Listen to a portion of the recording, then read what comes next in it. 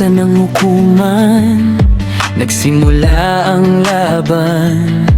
Mga papel at salita, hinaharap ang paratang.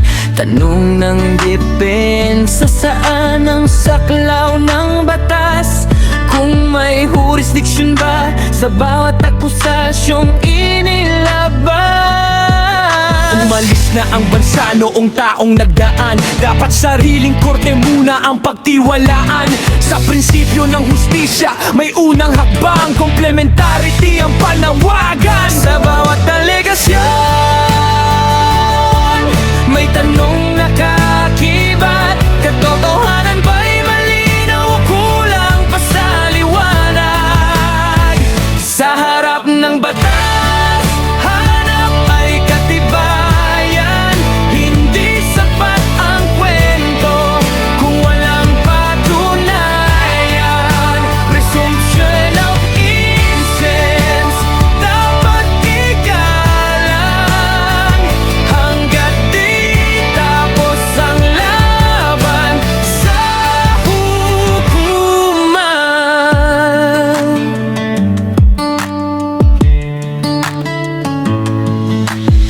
Mga testimonya at ulat ay inilatag, ngunit sabi ng depensa ay dapat pang siyasat.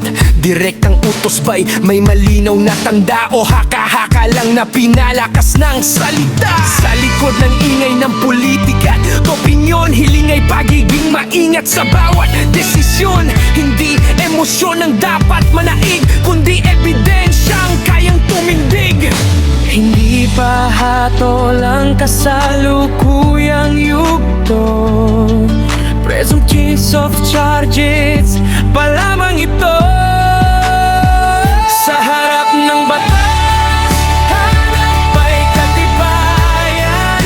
Hindi sapat ang kwento kung walang patunayan.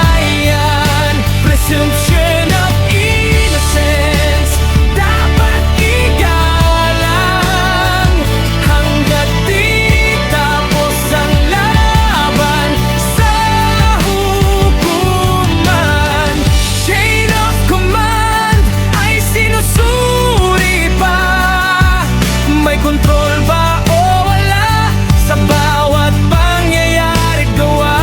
Sa bawat detalye, katotohanan ang susi upang ang hustisya'y manatiling wasto at buo lagi.